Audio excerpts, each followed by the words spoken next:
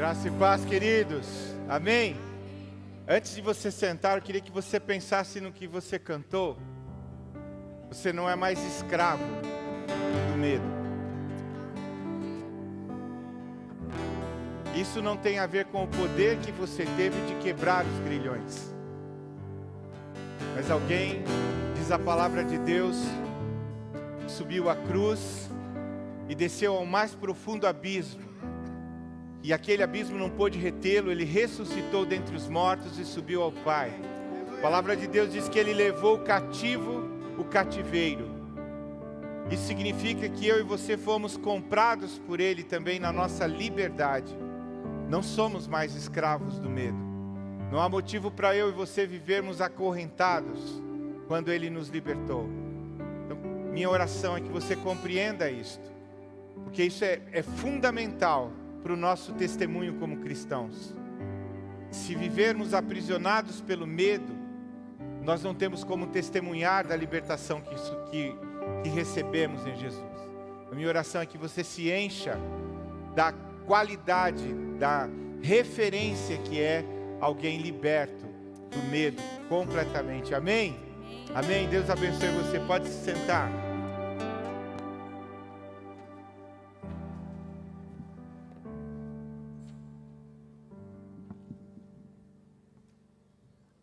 Nós temos estudado um tempo muito precioso, não é? Texto de Romanos. Eu creio que, na verdade, nós poderíamos passar o ano falando sobre Romanos. Há muita coisa a ser dito ali, né? Nós vimos primeiro a questão da ira de Deus, que talvez para alguns fosse um paradigma pensar, mas Deus fica irado?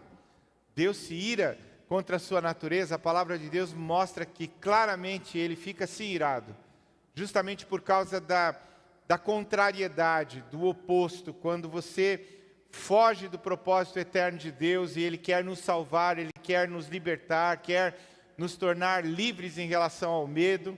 Mas para nós usufruirmos disto, nós precisamos necessariamente estarmos obedientes ao Senhor, andar na sua retidão, senão a ira dele vem sobre nós, como nós vimos.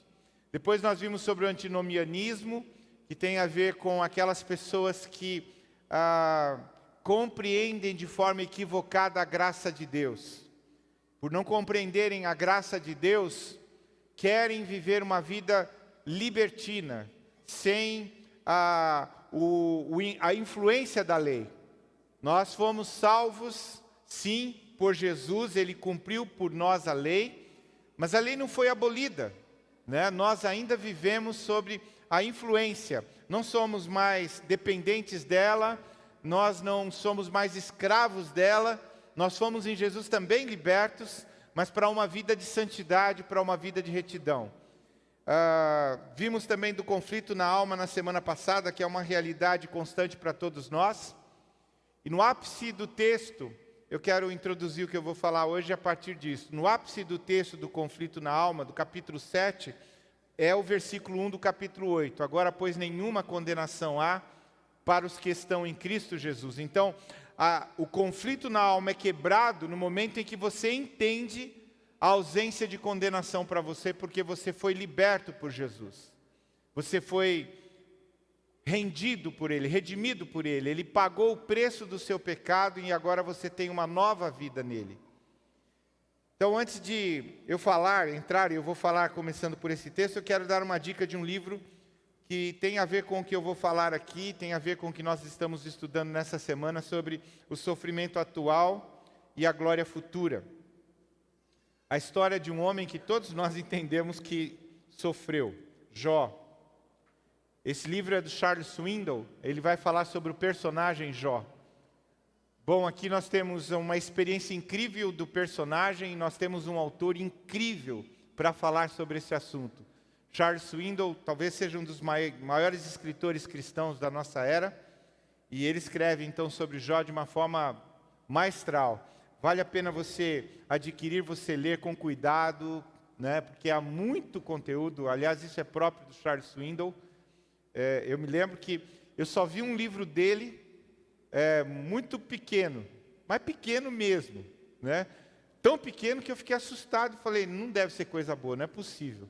né? Como é que Charles Swindoll ia escrever alguma coisa assim?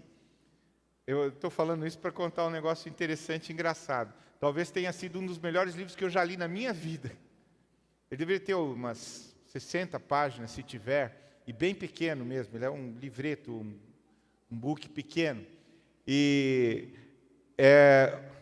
Intimidade com o Todo-Poderoso, que é de Charles Swindoll. Ele estava contando a experiência pessoal dele, né? Muito lindo. E aqui ele fala de uma forma também magistral sobre Jó e a experiência de Jó.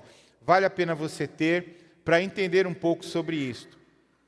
Então, eu quero começar por Romanos 8:1. Portanto, agora nenhuma condenação há para os que estão em Cristo Jesus. Tudo que segue a partir daqui, no capítulo 8, que é o que nós vamos lidar em parte hoje, vai falar sobre os motivos pelos quais, ou como nós vamos viver, agora que não temos mais condenação na nossa vida, estamos livres, estamos libertos. Então, nos versículos de 1 a 4, ele vai falar que não há condenação mais da lei para nós, é o que eu estava falando a princípio. Ele vai falar que nós fomos libertos da nossa natureza pecaminosa, nos versículos de 5 a 17, do 5 ao 11. E depois ele vai falar que nós somos filhos de Deus, dos versículos de 5 a 17. Aliás, de 12 a 17. E hoje eu quero conversar com você da esperança e da glória futura, e o fato de que nós passamos por sofrimentos. Os versículos de 18 a 25, eu quero ler com você, quero que você preste atenção. Porque para mim tenho por certo que os sofrimentos do tempo presente não podem ser comparados com a glória a ser revelada em nós. A ardente expectativa da criação aguarda a revelação dos filhos de Deus, pois a criação está sujeita à vaidade, não por sua própria vontade, mas por causa daquele que a sujeitou, na esperança de que a própria criação será libertada do cativeiro da corrupção para a liberdade da glória dos filhos de Deus. Porque sabemos que toda a criação, a um só tempo, geme e suporta angústias até agora, e não somente ela, mas também nós, que temos as primícias do Espírito, igualmente gememos em nosso íntimo, aguardando a adoção de filhos, a redenção do nosso corpo. Porque na esperança fomos salvos. Ora, a esperança que se vê não é esperança, pois quem espera o que está vendo? Mas se esperamos o que não vemos, com paciência o aguardamos. Você deve ter percebido na narrativa do texto que Paulo está falando aos irmãos de Roma da realidade do sofrimento na vida do cristão. É isso mesmo que você está ouvindo. A realidade.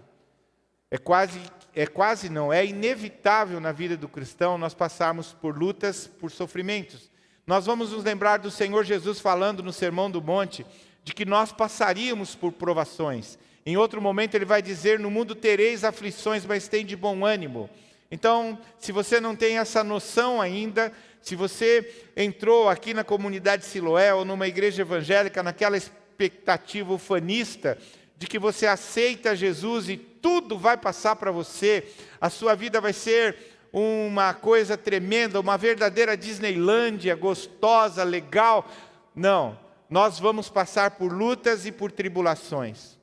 Talvez uma das coisas para compreendermos ou tentarmos entender o que é que você acha do sofrimento, o que ele é para você. Talvez você seja uma pessoa como estoica, né? Um estoico. Estoico é uma filosofia lá do primeiro século que fala de um comportamento de quem não se abala diante do sofrimento, da adversidade, da tristeza. Até muitos lá no início comparavam alguns cristãos como estoicos, mas os cristãos não eram só estoicos. Ali havia quase que um prazer no sofrimento. E não, o cristão não tem prazer no sofrimento, mas ele passa por sofrimento. Talvez você apenas range os dentes e vai aguentando a situação na sua vida. Quem sabe você é amargo, cínico, as pessoas percebem isso por causa das dores, do sofrimento que você passa. Quem sabe você já passou por tanta coisa que o seu coração ficou endurecido, amargo. Você está zangado com Deus. As circunstâncias em que você se encontra hoje o deixaram se sentindo traído, abandonado, decepcionado. Ou quem sabe você apenas está entorpecido e não sabe o que pensa sobre o sofrimento, porque foi tão intenso que você passou, que você não tem mais nenhum sentimento, aquilo tirou de você todos os sentimentos que você tinha. Sabe, eu quero dizer para você, a princípio é muito importante que você pense corretamente sobre o sofrimento. Porque o sofrimento, como eu disse, ele é uma realidade que acompanha a nossa experiência no mundo em que vivemos, nesse mundo caído que vivemos. E a nossa resposta ao sofrimento irá, em grande medida, indicar se podemos, se vivemos ou se temos mesmo alegria nesse mundo. A palavra de Deus diz que o lugar da nossa alegria é o Senhor. A alegria do Senhor é a nossa força. Mas para que ela seja a nossa força, nós precisamos entender que em meio à alegria há sofrimento também. Porque isso é inerente à vida do cristão.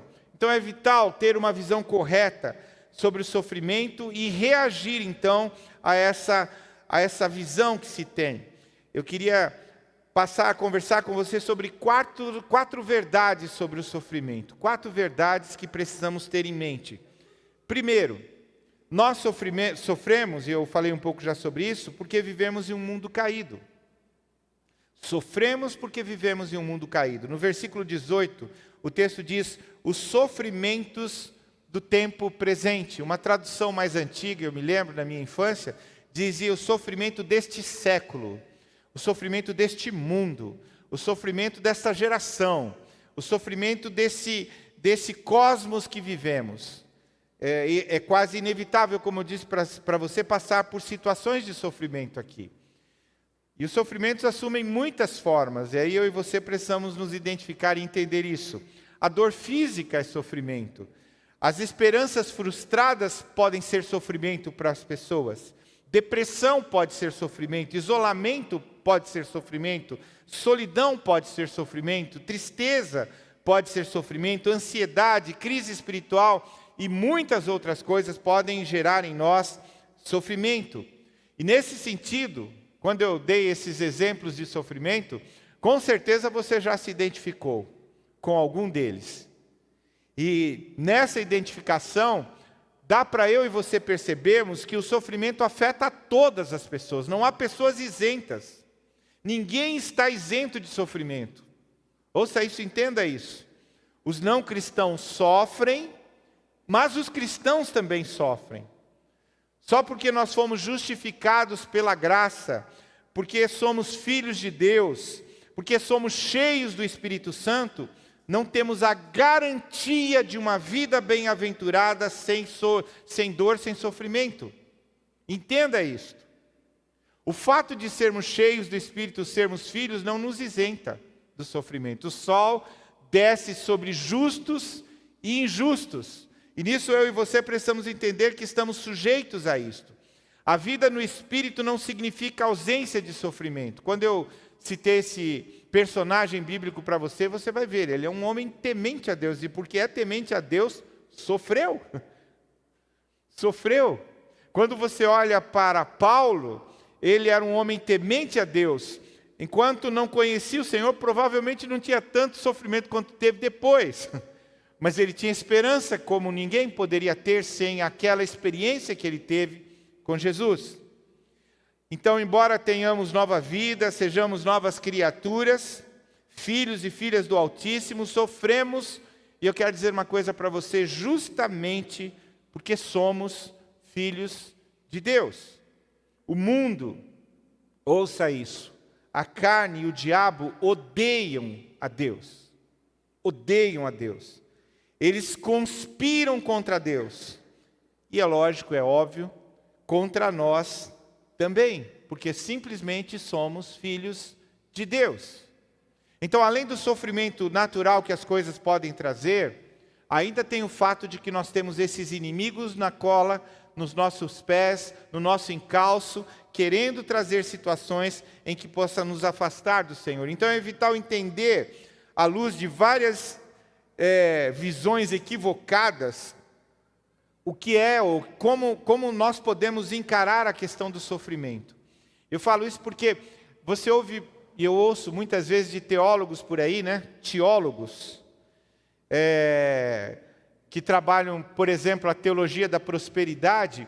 Ele vai dizer para você que se você não tem saúde, não tem riqueza, é porque você não tem fé. Porque Deus quer que você tenha sucesso, saúde e riqueza. Se você não tem, você tem uma fé insuficiente, você não tem fé o bastante. Mas ouça o que eu vou dizer para você a partir do texto de Romanos 8.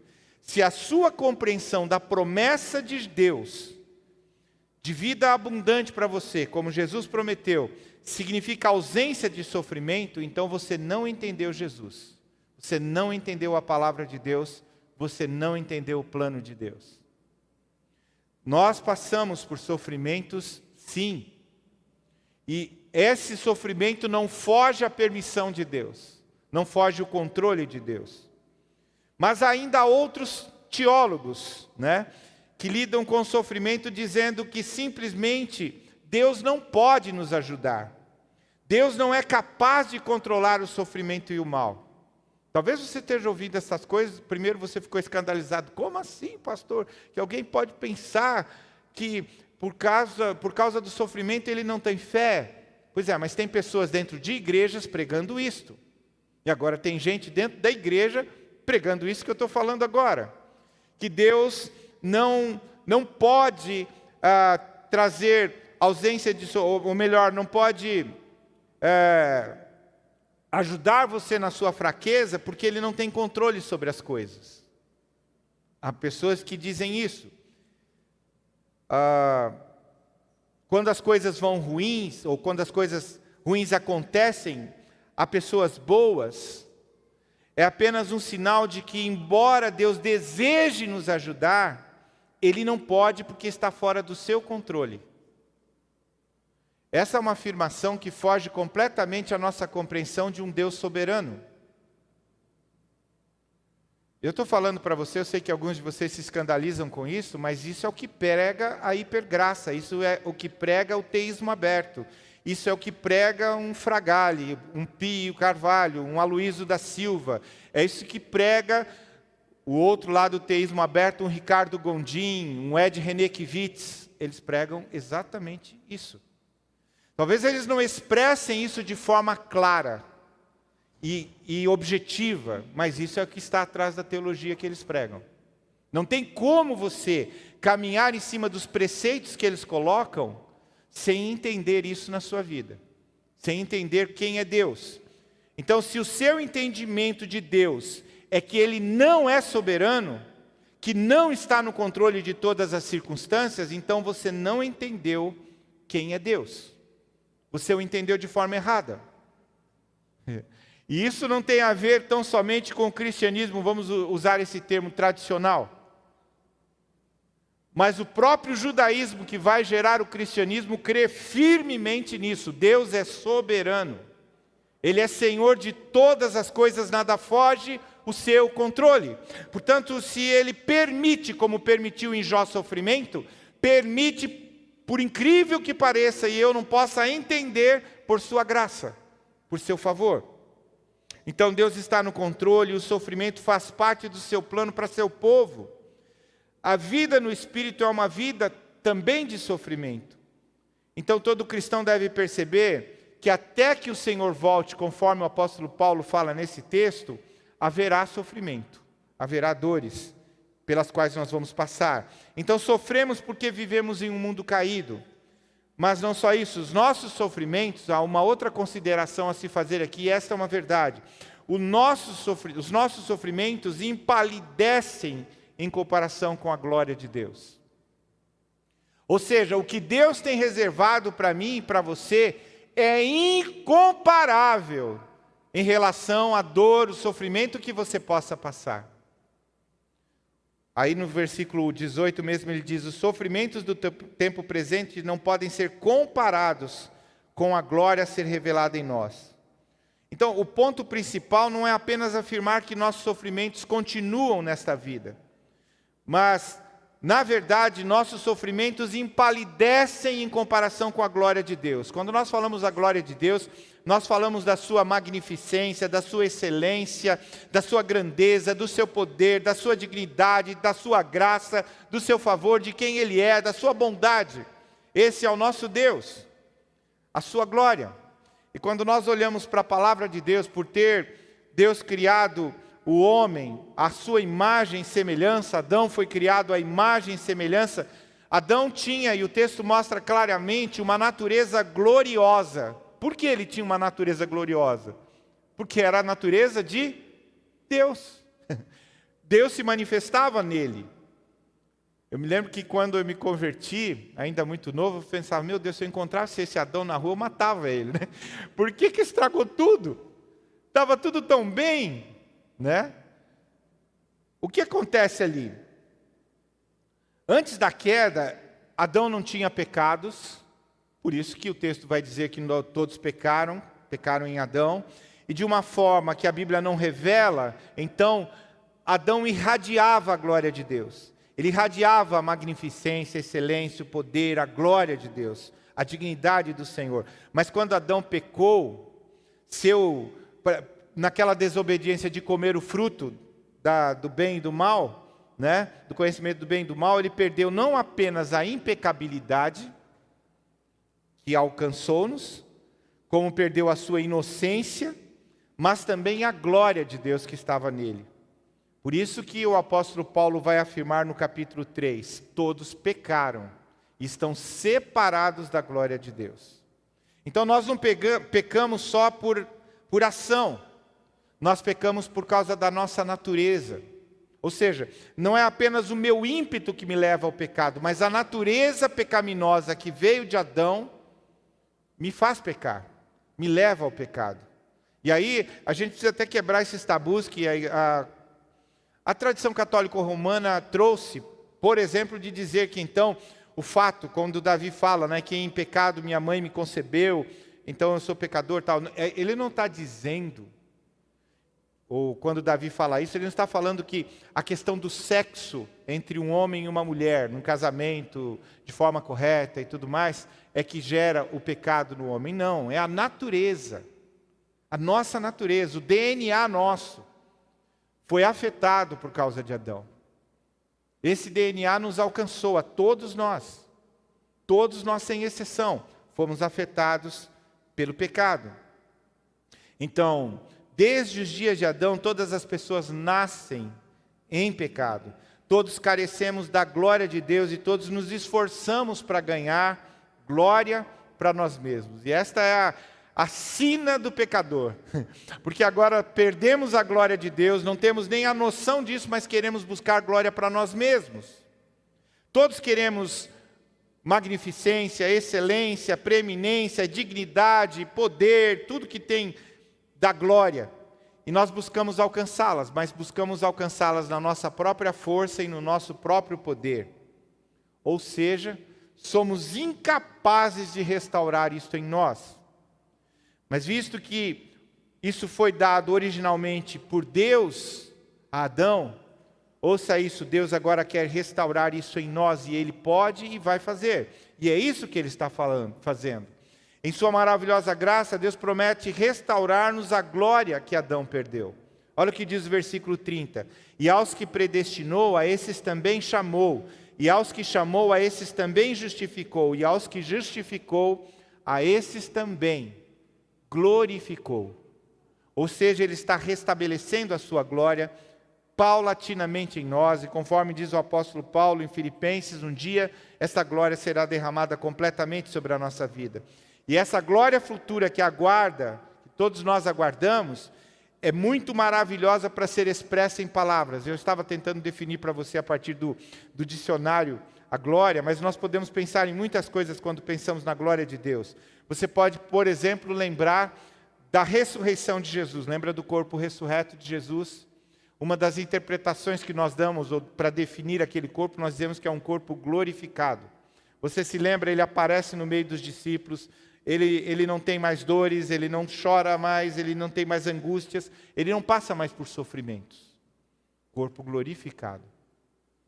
eu estou sendo assim extremamente simplista em tentar analisar e tentar entender essa glória. É algo que a nossa mente não consegue abarcar, ela não consegue conceber, ela não consegue pensar, está muito além do que podemos pensar, o que Ele tem reservado para aqueles que o amam. É um futuro perfeito, indescritível, principalmente porque é um futuro sem pecado e na presença de Deus. Na semana passada nós falamos sobre isto. Hoje nós temos domínio, temos poder sobre o pecado não tem mais poder sobre nós. Eu citei até uma canção do Daniel de Souza, que fala sobre isso, mas um dia nós seremos livres completamente do pecado, separados dele. E é isso que a palavra de Deus está dizendo, nós vamos estar na presença de Deus, e na presença de Deus não há pecados. Por isso nós vamos estar diante dele. Não apenas continuamos a sofrer então, mas a vida no Espírito nos dá perspectiva sobre o sofrimento que ninguém mais pode ter. Uma pessoa que não conhece a Jesus não pode ter essa esperança que temos.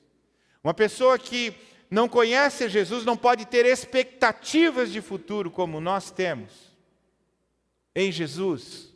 Porque sabemos que há um futuro para nós e ninguém pode tirar esse futuro nosso. O Senhor já garantiu que nos dará. Não tem como tirar. Nem a vida, nem a morte. O apóstolo Paulo vai falar em outro momento. Você se lembra? Nem a vida, nem a morte, nem os principados, nem as potestades, a altura ou profundidade pode nos separar do amor de Deus que está em Cristo Jesus. Nada mais pode nos separar do seu amor. Nós caminhamos de glória em glória para nos transformarmos da imagem do seu Filho. E essa não é uma obra que depende tão somente das minhas forças. Depende sim da minha obediência, depende sim da minha entrega, da minha resignação. Mas em colocando a minha vida nos braços do Senhor, Ele mesmo promete que me conduzirá a esse lugar, a esse estágio na minha vida. Isso é para todos nós. Então, nossas provações são reais e às vezes parecem que estão além da nossa resistência. Já passou por situação assim, parece, não vou suportar. Eu não vou conseguir passar por isso. Mas a glória de Deus, então, está além do que se possa comparar. E é interessante porque eu estava lembrando do que a Esther falou de manhã sobre Daniel, me lembrei de Jó, me lembrei de experiências pessoais. Há momentos na nossa vida que a gente chega a pensar que Deus vai nos levar, porque você não tem mais forças para suportar. Mas além de Ele fazer você, ou de Ele vencer você, ou levar você à vitória sobre o sofrimento, além disto, Ele ainda alimenta o seu coração com uma expectativa que excede aquilo que você tem aqui.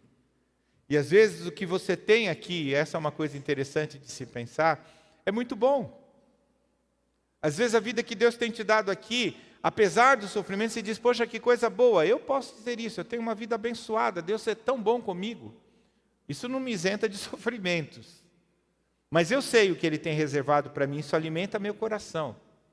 Isso me enche de expectativas, isso me faz vencer os momentos de sofrimento. Então, os sofrimentos do presente não são comparáveis da maneira mais dramática, em grande escala, com a glória futura. Não são para se comparar. Nossos sofrimentos atuais podem incluir batalhas internas contra o pecado, que continuam no nosso coração, a frustração que surge de viver em um mundo caído como o que nós vivemos, as injustiças da vida, o lidar com a oposição, com a perseguição. Não importa quando ou onde vivemos, esses sofrimentos acompanham a vida de um cristão. Essa é uma realidade.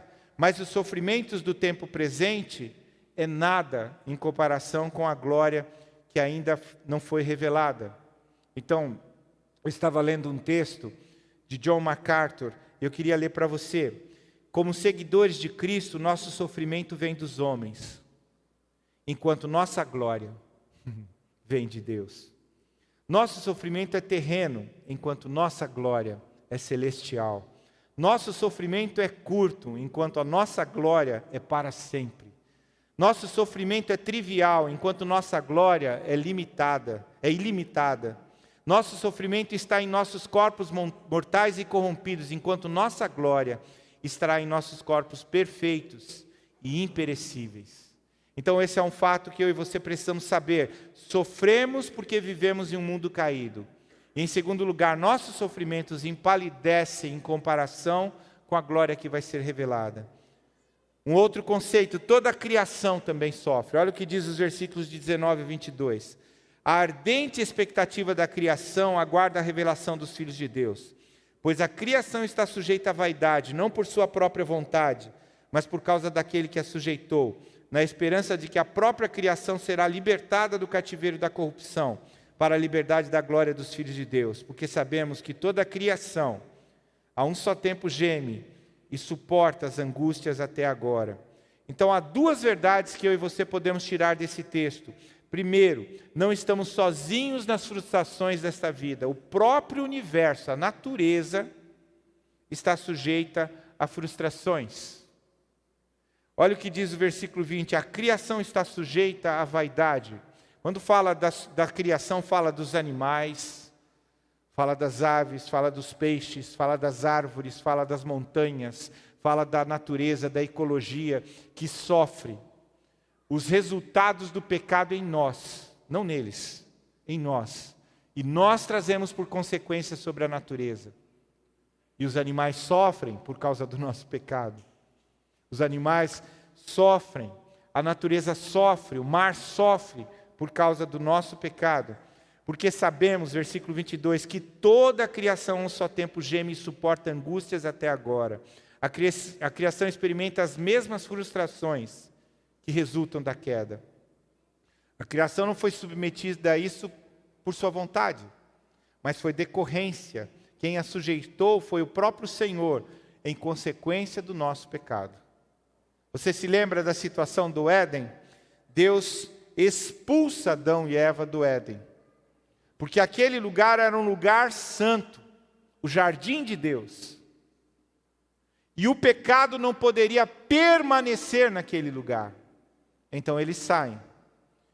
Eles saem, para onde vão, começam a trazer a degeneração, que é o que nós trazemos também. Mas há uma outra afirmação que nós podemos tirar aqui, não é? A primeira, não estamos sozinhos nas frustrações da vida. Mas mesmo na frustração da criação, mesmo para a criação, mesmo para a natureza, Deus tem um plano, um bom propósito para a nossa libertação e deles final. Versículo 21, na esperança de que a própria criação será libertada do cativeiro da corrupção para a liberdade da glória dos filhos de Deus. Nós não sabemos quando Deus vai fazer, como vai fazer, qual é a sequência dos eventos que vão desencadear nisso. E é muito interessante porque quando nós entramos nessa vibe de escatologia, quando Jesus vai voltar, como vai voltar, a gente começa a querer pensar como que vai ser isso, vai restaurar as coisas, como que vai restaurar as coisas. A Bíblia não fala sobre isso. Ela fala que simplesmente o sofrimento está aí, Deus tem restauração para a criação e para nós também. Mas há um plano mestre de redenção que inclui toda a criação. E é por isso que Paulo está escrevendo, e é muito interessante isso. Está escrevendo nesse texto a igreja de Roma, cristãos que viviam em Roma. E você sabe o momento em que Paulo escreve a Roma, esses dias desta carta, são dias em que a perseguição aos cristãos começa a ser desencadeada.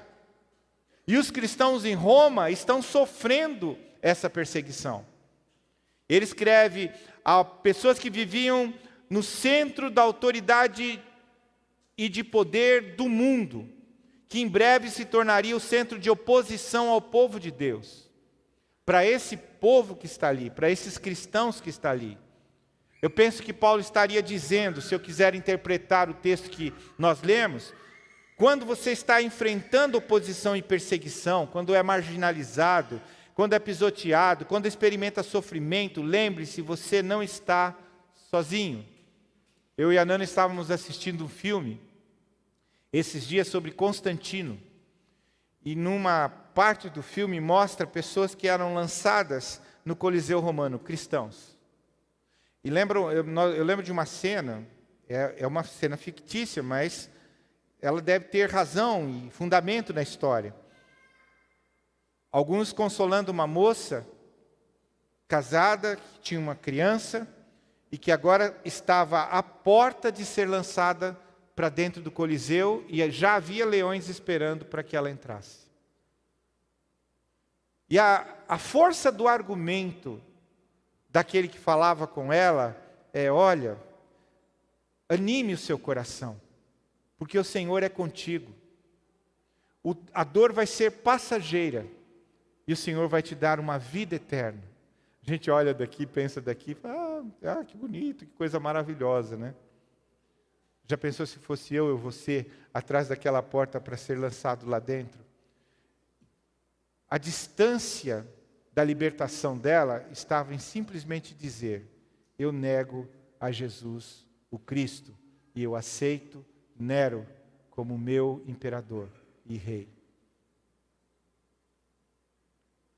Ninguém vai te colocar no Coliseu físico.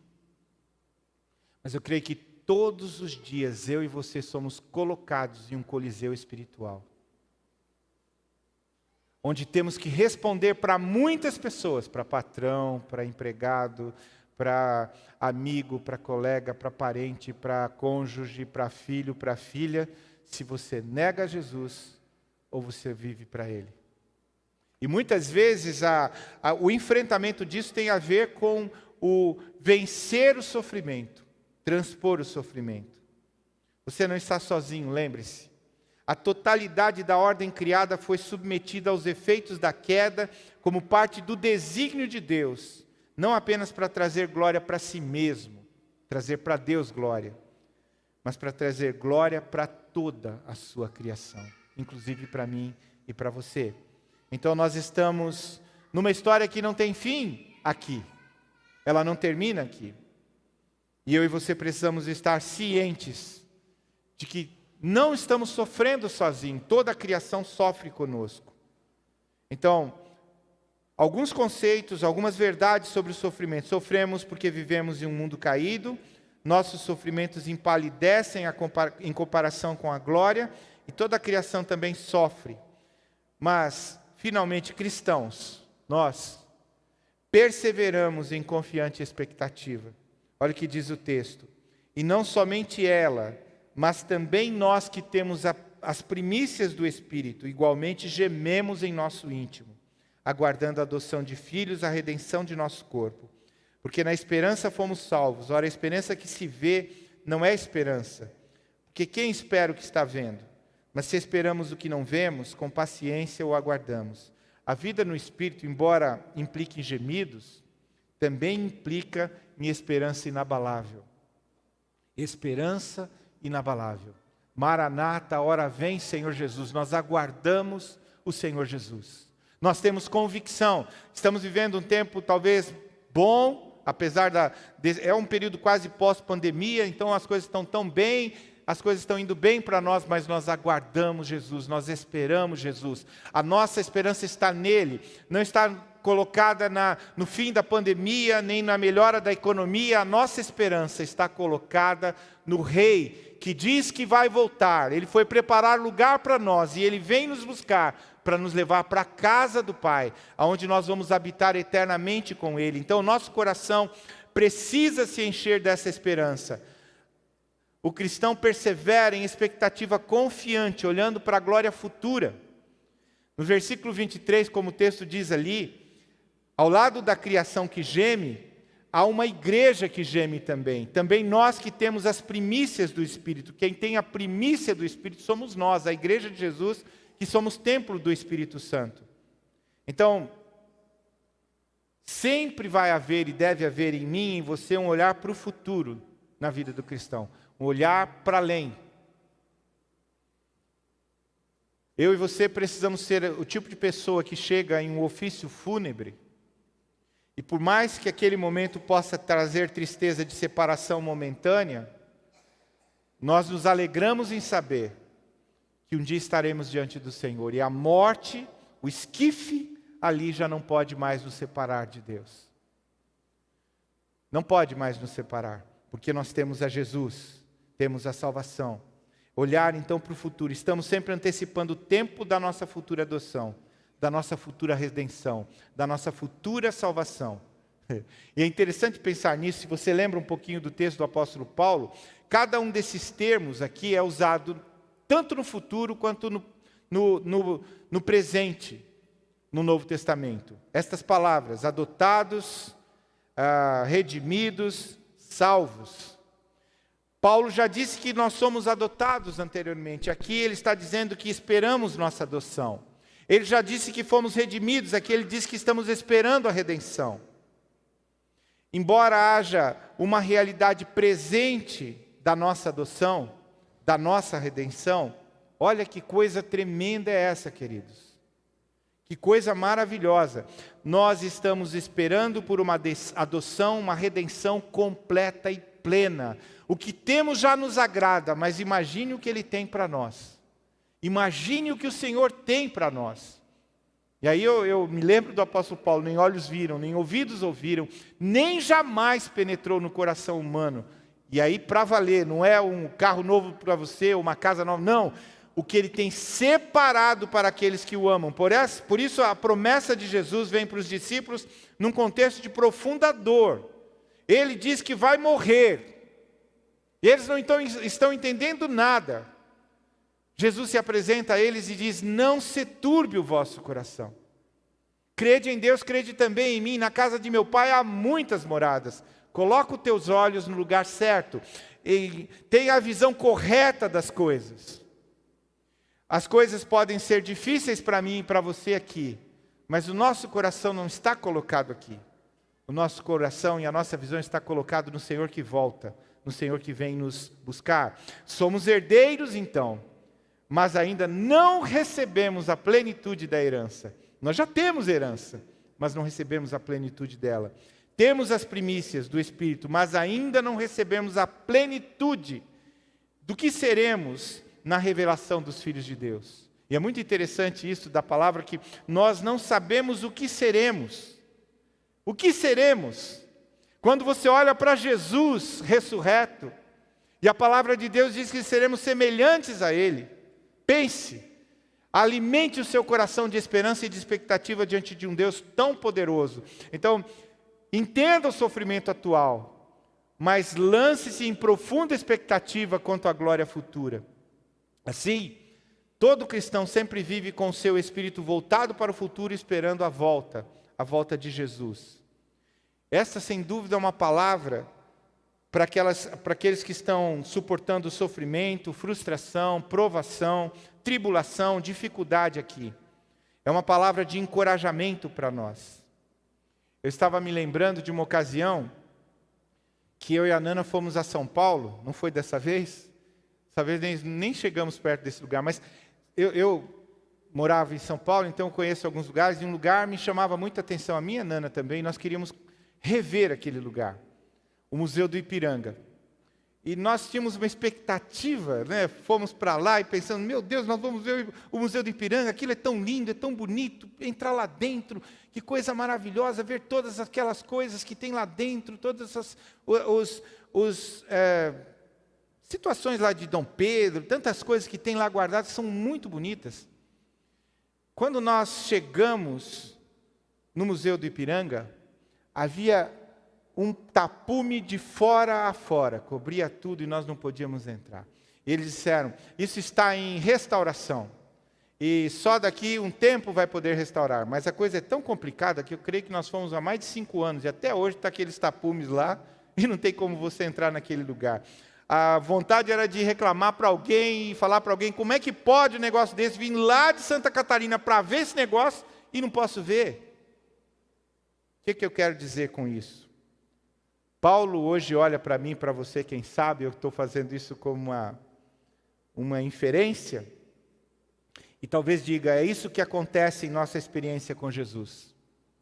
Nós olhamos para as nossas vidas, e elas podem parecer feias, cheias de tapumes, envolta em andaimes, e não podemos ver o que Deus está fazendo. Mas escute isso, ouça. Chegará o dia em que Ele voltará, os andaimes serão retirados, os tapumes serão retirados. E não simplesmente a glória da natureza será restaurada e veremos a glória de Deus, mas a glória que Ele operou em nós, conforme Ele mesmo afirma, será revelada ao mundo. Paulo diz: cristão, você tem que viver à luz da esperança, ansioso por sua volta, que é a nossa redenção completa e plena. Mas, concluindo, a esperança não se realizará para todas as pessoas. Ouça isso. O que o senhor quer dizer com isso, pastor?